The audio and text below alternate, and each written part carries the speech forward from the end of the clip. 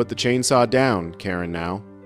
She didn't even flinch, just smirked, lifting her kale smoothie like she was making a toast.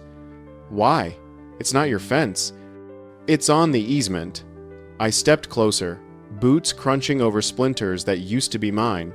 "That's not an easement. That's my property. My fence." "Correction," she said, swirling her drink like a villain in yoga pants. "Was your fence. I fixed your mistake." "My mistake?" I stared at the gaping hole where cedar panels used to stand. 3 days of work, 12 hours each, gone in one afternoon. "You trespassed, destroyed my property, and you think you did me a favor?" She smiled wider. "I think you should thank me. Now I don't have to walk all the way around your precious fence every morning." "You cut it because you didn't want to walk 20 feet? She shrugged, the sunlight bouncing off her designer sunglasses. "I call it reclaiming access. HOA said this strip was shared. You should read your covenants." "No," I said, voice low. "You should read the trespass law." For a moment, silence. Just whined, the faint drip of sap from the open wood, and the whine of the still cool chainsaw motor between us like a living threat. Then she leaned forward, smile sharp as the blade in her hand. "Go ahead, Ethan. Call the cops. I'm sure they'll love hearing your story about a fence." For a heartbeat, I thought I had misheard her. Maybe I had stumbled into a prank show. The smell of raw cedar and gasoline burned in my nose. "You cut through 10 feet of lumber because you did not feel like walking 60 extra feet?" She nodded, utterly calm. "Efficiency. You should try it sometime." I felt my voice go flat. "You are going to pay for that." Karen tilted her head, smirk returning. "Oh, I already checked. This area is technically shared open space. You fenced it off illegally." "I am just reclaiming what is mine." That word, reclaiming, landed harder than the chainsaw's roar. She said it like she was leading a revolution instead of vandalizing private property. I took a step closer, the gravel crunching beneath my boots. "You have lived here 6 months," I said. "You do not even know where your mailbox is half the time." 6 months is long enough to spot arrogance, she shot back. I wanted to laugh, but the absurdity was so complete it short-circuited humor. I turned, walked inside before I said something I would regret. From my window, I could still see her on the other side, taking selfies with the ruined fence, like it was modern art. That night, I paced the kitchen, the hum of the refrigerator filling the silence. My hands itched to rebuild the fence, but logic told me to slow down. Karen was not impulsive. She was calculatedly wrong. The kind of wrong that hides behind confidence. I spent the next day on the phone with zoning enforcement, digging through property maps, scanning the original 1987 survey. Everything confirmed what I already knew. My fence sat well within my boundary. But knowing and proving are two different beasts. So I documented photos, timestamps, official letters. When the inspector finally called back, he laughed softly through the phone. "You are good, sir. If anything, her property line ends 3 feet short of yours." "Perfect," I said, because something tells me she is not done. I was right. The next morning, a new addition appeared in my flower bed, a laminated sign reading, "Private pathway, do not obstruct." Laminated. She had taken time to waterproof her insanity. I stood there, coffee mug in hand, equal parts furious and impressed.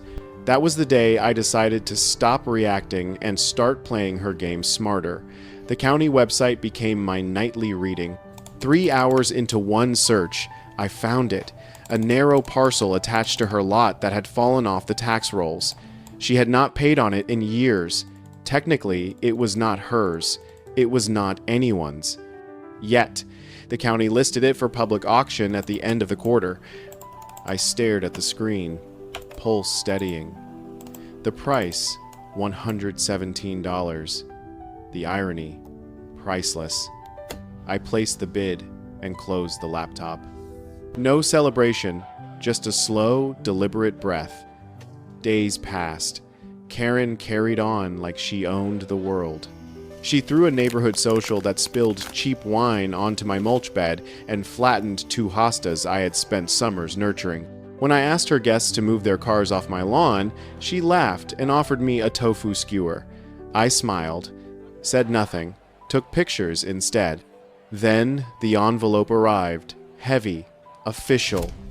The deed was mine. That tiny sliver of land she strutted across daily now belonged to me. For the first time in weeks, I slept like a child. Saturday morning dawned warm and quiet. She left for yoga in her usual burst of scented self-importance. I called the contractor. By noon, a 6-foot privacy wall stretched across the gap. Smooth, legal, immaculate.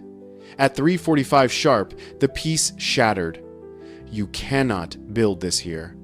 Her voice cut across the neighborhood. I stepped outside, calm, holding the manila envelope.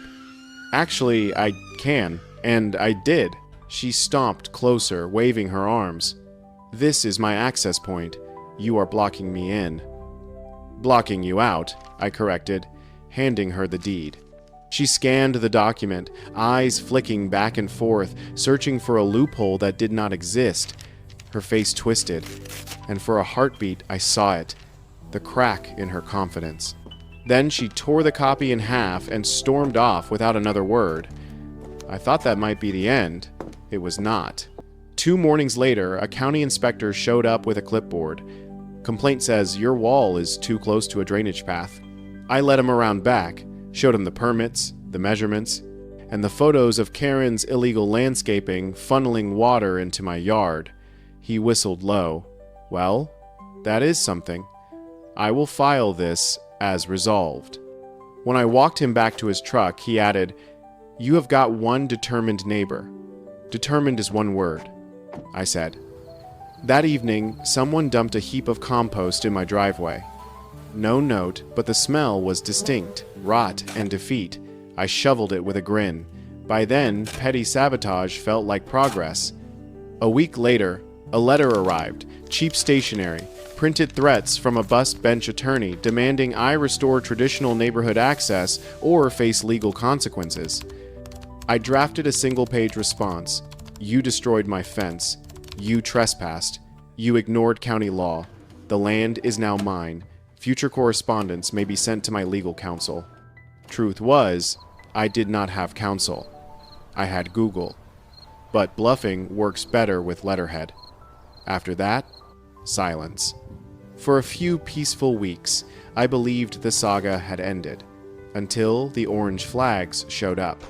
Dozens of them, fluttering across my lawn like tiny warnings. Confused, I followed them to the edge of my shed where 2 men in reflective vests were unloading equipment. "What is this?" I asked. "Gas line reroute," one said. "New main running through this strip." "This strip?" I pointed at the land I had just bought. "Yep, shared community easement." I felt my jaw tighten. "Who filed the work order?" He checked his clipboard. "K. Madsen." I laughed, a short, sharp sound. "You have got the wrong person."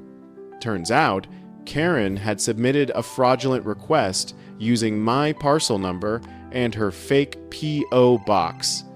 It was not just petty anymore, it was criminal. I called the utility office, then the police. When the detective came by, he shook his head. "We have seen nuisance neighbors, but this is creative." "Want to press charges?" "Only if she keeps going," I said. "But something tells me she will." That night, I sat at my desk, surrounded by property maps and cold coffee. I was not angry anymore. I was strategic. Every boundary line, every parcel number felt like a chessboard waiting for checkmate. Then, in the middle of a dusty archive file, I found it, the mistake she had never noticed.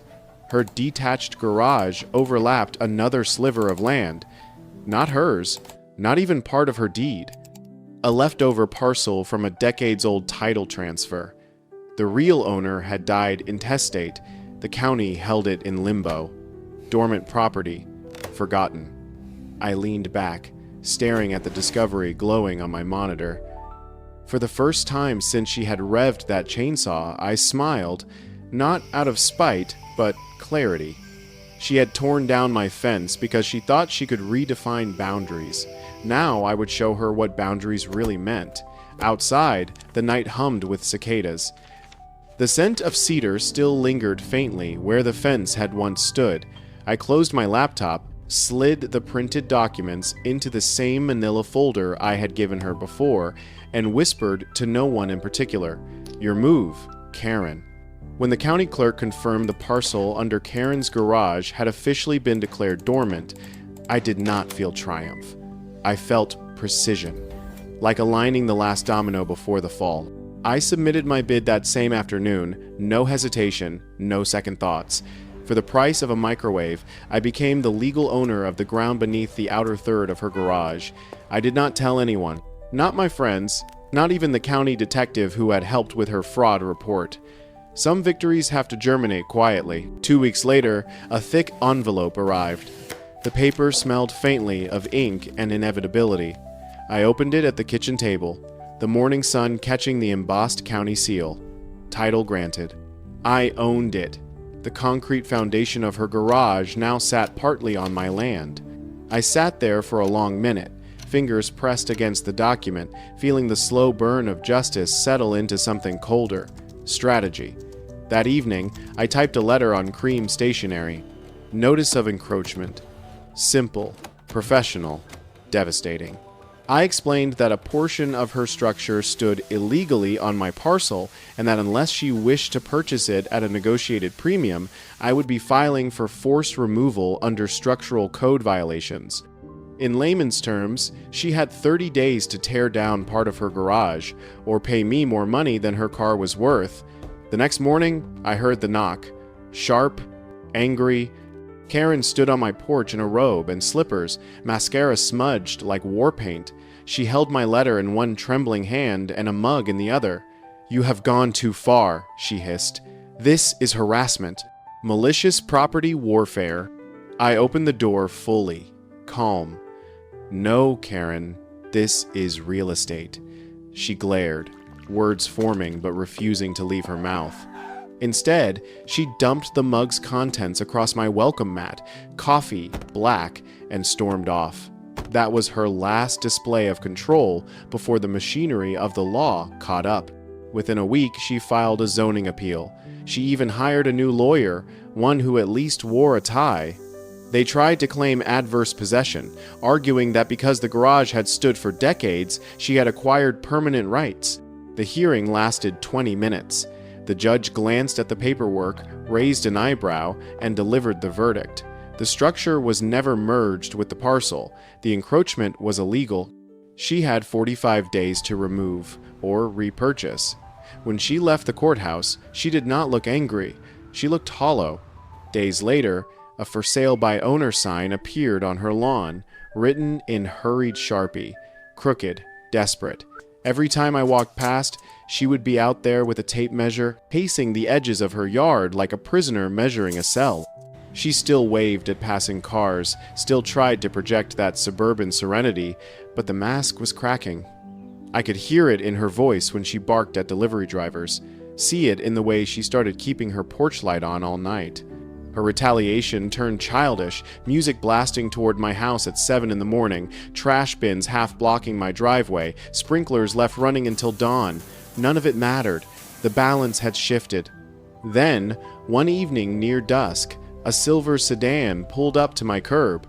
A man in a suit stepped out, holding a briefcase and a rolled blueprint.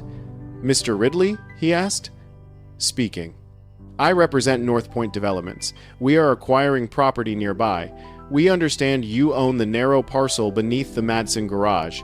"Understand correctly," I said. He smiled thinly. "Would you consider selling? We can offer 20 times your purchase price."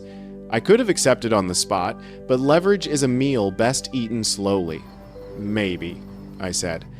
"But I would require one condition. That structure has to be cleared before any transaction. No exceptions." The man nodded. "We can work with that." 2 days later, a stranger showed up in Karen's driveway, taking photos, clipboard, laser measure, the works. Not a realtor, not a friend.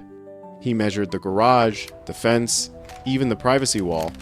I trimmed the hedge, and pretended not to watch, but my chest hummed with the electric thrill of inevitability.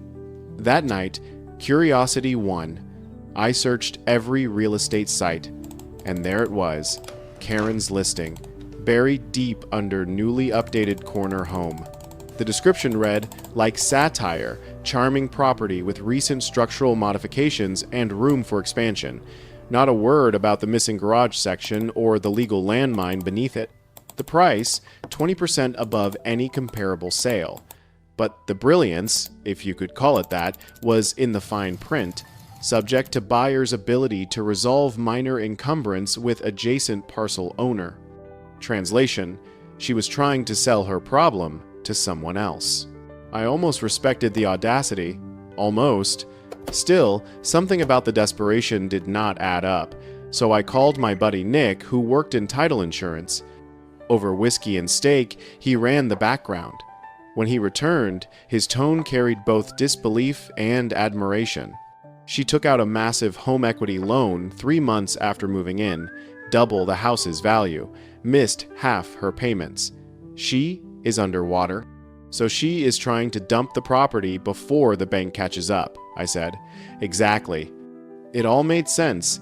The sudden friendliness, the waves from her porch, the cookies left on my doorstep with a note that said, "No hard feelings. I did not touch them." Manipulation wrapped in sugar. 2 days later, she came in person. I opened the door to find her looking smaller, tired. "Look," she began softly, "we have had our issues, but this has gotten ridiculous. We are neighbors. We do not have to be enemies." I kept silent. Let her fill the air. If I can sell the house, I can pay off the loan. I just need your cooperation. A letter saying you are open to negotiating access to that strip. Nothing binding, just goodwill. There it was, the play. I almost laughed. You want me to undo my own deed for your convenience? It is just a gesture, she said, voice cracking. It helps me close. I will think about it, I told her, and watched hope flicker across her face like a dying bulb. The moment she left, I drafted a different kind of letter to my developer contact. Told him I was ready to sell the garage parcel under 2 conditions, guaranteed demolition and permission to monitor the process with my own cameras. He agreed immediately. Then came the twist. A new envelope arrived, different logo, law firm stationery. Our client is interested in acquiring parcel 8771B, currently under your ownership. They are prepared to offer a substantial cash settlement. The listed buyer was a Shell LLC registered in Florida. The agent's name rang a faint bell. I dug deeper. Registered agent, C. Madsen, Karen's cousin. I actually laughed this time. She was trying to buy the land from me anonymously, thinking I would fold if the number was high enough. Cute. So I called the attorney listed on the letter. Tell your client, I said, that I will sell only as part of a full acquisition package. Her house, her garage, and the strip. One deal, one absurdly large price. He paused. That is considerably above market. Then you can tell your client she is welcome to build a garage on air. 3 days later, another knock. Karen again, but the pretense was gone. No makeup, no smile. Fury stripped her voice raw. Do you honestly think you can bleed me like this? You are ruining everything. I met her gaze. No, Karen. I am protecting what is mine. You started this when you cut down my fence. Remember? Her mouth opened, closed. Then she turned and stormed off, nearly tripping over her own sprinkler hose. That was when I knew she was cracking, and cracks have to widen before they break. The next morning, I printed flyers. FOR sale, investment opportunity, partial ownership of 114 Sycamore via access parcel rights. I taped one to the privacy wall, one to the street lamp, and uploaded a photo to the local Facebook gossip group. Within hours, comments exploded. Everyone in the neighborhood knew who it was about. The shortcut queens getting boxed in, one user joked. The laughter spread faster than the rumor ever could. By sunset, Karen had called the police, claiming harassment. The officer who arrived looked at the flyer, then at my deed, and shrugged. Weird, sure. Illegal, Not so much. I handed him a soda, thanked him for his time, and watched Karen fume from her porch. 2 nights later, a moving truck appeared. Small, more like a retreat than a move. Boxes, suitcases, no furniture. The endgame was coming, but I wanted it on my terms. I called the developer again. I will accept your offer, I said, but I want the demolition clause in writing and permission to oversee everything. Done, he replied. As the paperwork finalized, I looked across the property line one last time. Her herb garden drooped, half dead. The warped bench sat under a string of lights she had not bothered to take down. A ceramic gnome stared toward my house like even it wanted to escape. Somewhere deep down, I felt a flicker of pity. Quick, fragile, gone in an instant. Because I knew the next step. And it would end more than her pride. It would erase the illusion she had built her life on. When the county records office opened that morning, I was already parked out front with a coffee that had gone cold. The air smelled like rain and wet asphalt, perfect weather for quiet victories. I had learned that Karen's so-called tranquility zone at the back of her house was not hers either. On paper, it was an abandoned utility easement, 600 square feet of neglected ground that had not seen a legitimate owner in 20 years. Unpaid administrative back taxes, $6,142. I paid it before finishing the coffee. 2 weeks later, a plain envelope arrived. Title confirmed. I now owned the forgotten strip of land behind her yard. With that, the puzzle clicked into place. The shortcut path, the garage foundation, and now the rear easement, all legally mine. Alone, they were meaningless scraps. Together, they formed a ring. A quiet, perfect trap made entirely of paper and patience. Saturday morning, I brought a small crew and a tape measure. We walked the boundary in silence, measuring angles, verifying points. Karen must have seen us from her kitchen because 10 minutes later she came storming out the back door in yoga pants and fury. "What are you doing now?" she demanded. "Measuring my property," I said, not looking up. "Your property? This is my backyard." I straightened, unfolded the deed, and handed it to her in the same manila folder I had used before. Not anymore. She read it once, twice, her lips moving as if reciting a spell that refused to work. "You are insane," she muttered. "Maybe," I said, "but I am also the legal owner of the ground under your gnome." I nodded toward the little ceramic figure by her herb bed. "I would advise moving him unless you want him hauled off with the debris." Her jaw trembled, but words failed her. She snatched the gnome like it was a child and backed toward her deck, clutching it against her chest. My crew kept working, marking chalk lines, noting dimensions. I did not plan to build anything yet, but I wanted her to see the potential. Sometimes fear of what is possible is more powerful than what is real. By the next afternoon, the entire neighborhood knew. People I had never spoken to before stopped me on my evening walk. "Is it true?" one man asked, half grinning. "You bought her whole backyard?" "Not quite," I said. "Just enough to keep her honest." He laughed. Best thing that has happened on this street in years. Someone taped a sign to the community mailbox later that week, "Coming soon, Karen's house, some assembly required." Even I had to laugh. But Karen did not. The for sale sign still stood in her yard, though the price had dropped twice. The new listing photos avoided showing the backyard at all. Instead, they focused on the kitchen backsplash and the living room. The illusion was almost artistic, like showing a car ad that cropped out the missing tires. Then one afternoon, a black Mercedes with dealer plates pulled into her driveway. A man in a dark suit stepped out, polished, expensive, confident. He did not knock. Instead, he unfolded blueprints on his hood and began taking measurements along her driveway. I wandered over, pretending curiosity. "You here for a showing?" I asked. He smiled faintly. "I am here on behalf of a potential buyer. Anyone I would know?" "Doubtful. My client is anonymous." That was all I needed to hear. Karen was not selling to just anyone. She was selling to someone big. Developers, builders, people who could wipe the map clean and start over. People who would not care about her mistakes, or mine, if the payout was right. That night, I made 2 calls. The first to the city planning department.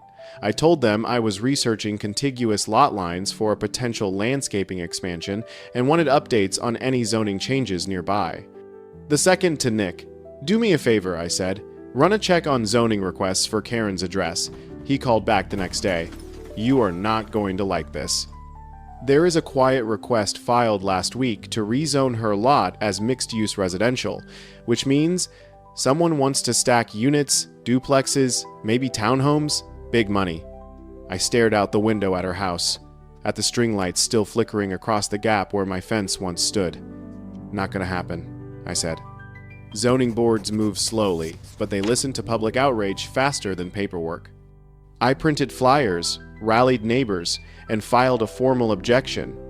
Proposed development will strain infrastructure, disrupt neighborhood character, and infringe upon existing privacy easements. Within days, half the street had signed my petition.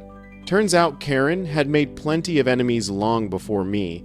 The guy she once reported for an unauthorized flag display, the couple whose toddler she yelled at for sidewalk chalk, the family with the autistic son she called too loud. They all showed up when the zoning meeting was announced. The day of the hearing, the community center buzzed with quiet anticipation. The suited man was there again, flanked by a lawyer who looked like he would rather be anywhere else. I sat in the back, arms folded. When the board chair asked for public comment, hands shot up like fireworks. Complaint after complaint. Drainage, traffic, privacy, noise. Each word built a wall taller than anything I could have constructed with bricks. The developer's lawyer stumbled through technicalities. The board grilled them about setbacks, easements, utilities. They floundered. After 30 minutes, the chair finally said, "We will take this under advisement." Bureaucratic translation, denied in slow motion. The suit left without looking at me. I did not smile. I did not have to. 3 days later, Karen's listing disappeared from every site. No pending, no sold, just gone. That evening, a small U-Haul appeared in her driveway. I watched from my porch as she loaded boxes alone. No friends, no family, just a single woman stuffing the remains of her empire into cardboard. She looked over once, expression unreadable, somewhere between fury and exhaustion. She did not wave. Neither did I. When the truck pulled away, I stood there longer than I expected, feeling something close to relief, but not joy. I thought that was the end, but Karen had one last move. 3 days later, a letter arrived from the county clerk's office. Notice of quiet title action. Filed by K. Madsen. She was attempting to retroactively claim ownership of the original shortcut parcel I had bought at auction, citing continuous and open use. It was an old legal trick, adverse possession through prescription. If she could prove she had used the land without challenge for a set number of years, she might reclaim it.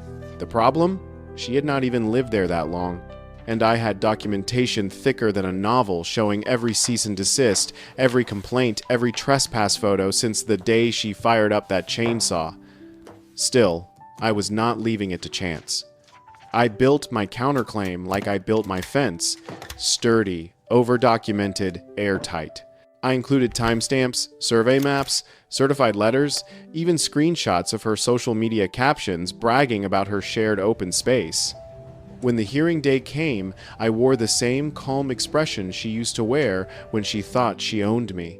Karen did not show. Her lawyer did. Alone, tired, embarrassed. He stumbled through his argument, knowing the futility. The judge flipped through the stack of exhibits I had provided, sighing as he reached the laminated private pathway sign Karen had planted in my flower bed a year earlier. Then he looked at me. "Mr. Ridley," he said, "is there any particular reason you named the public-facing area of your property Karen's Shortcut Memorial Park?" I met his gaze. "Yes, Your Honor. It is a reminder that ignoring boundaries has consequences." A few chuckles rippled through the room. The judge allowed himself the faintest smirk before signing the dismissal. Claim denied. Ownership stands. It did not feel like fireworks. It felt like quiet exhale, like finishing a marathon you did not sign up for. Outside the courthouse, the autumn wind carried the smell of rain and wood smoke. I stood there a while before driving home. That night, I walked through what was once the battlefield, now a simple park. Gravel path, trimmed shrubs, a bench where her gnome used to stand. I sat down, looking across the street at her old house. The grass was overgrown, shutters sagging, foreclosure notice taped to the window. No buyers came. Developers lost interest. It had become what it always was destined to be, a monument to stubbornness and pride. As the sun dipped below the tree line, neighbors began to gather. Someone brought folding chairs, another brought lemonade. Laughter rose softly, the first true peace this street had felt in years. Someone had made shirts that said, "Shortcut Survivor." I had not planned any of it. The community just healed itself. Midway through, an older woman approached me. "You were the man who bought all the puzzle pieces," she said kindly. I smiled. "Guess that is one way to put it." "My husband and I moved here in '89, she continued. "Back then, this was all open woods. Over the years, people tried to carve it up and claim bits of it. But no one ever managed to stitch it together again. Until now?" She nodded. "It feels whole again. Not because of what you built, but because of what you stopped." Her words sat with me long after everyone left. Weeks passed. I planted more shrubs, added a wooden archway carved by a local artist. It read, "Boundaries make good neighbors." Not as mockery, just truth. Sometimes, while watering the plants, passers-by would stop to read the sign. Some smiled, others laughed. Occasionally, one would ask, "Who was Karen?"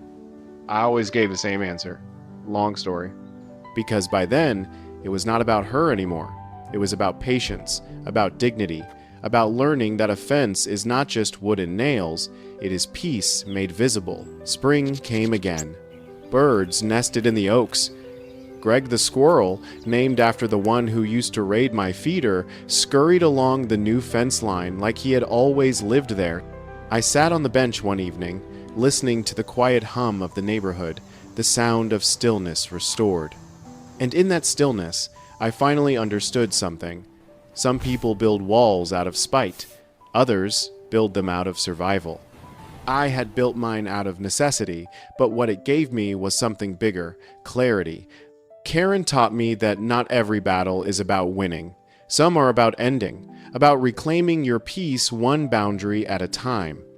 And sometimes, when the world sees you as the quiet neighbor, the one who avoids conflict, who mows his lawn, who minds his own business, it forgets something important. Sometimes, the quiet neighbor is the most dangerous kind, the kind who owns the land under your house.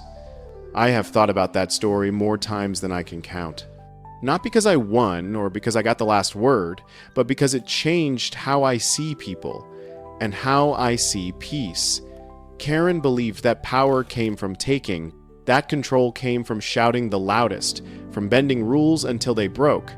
But here is the truth. I learned the hard way. Peace does not live in the absence of noise. It lives behind the lines we protect. Boundaries are not barriers. They are declarations of self-respect. Sometimes you cannot reason with chaos.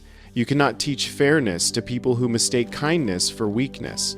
And when that happens, your only real weapon is patience and paperwork.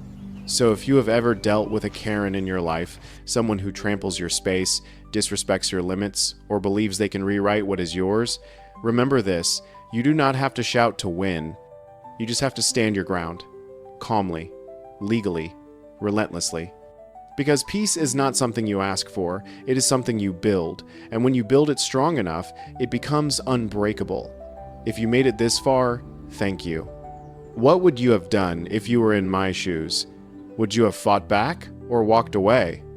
Tell me in the comments. And if you believe every fence, every wall, and every boundary we build has a story behind it, hit that like button, subscribe, and share this story with someone who needs a reminder. Respect is not taken. It is earned, one boundary at a time. Dove emoji.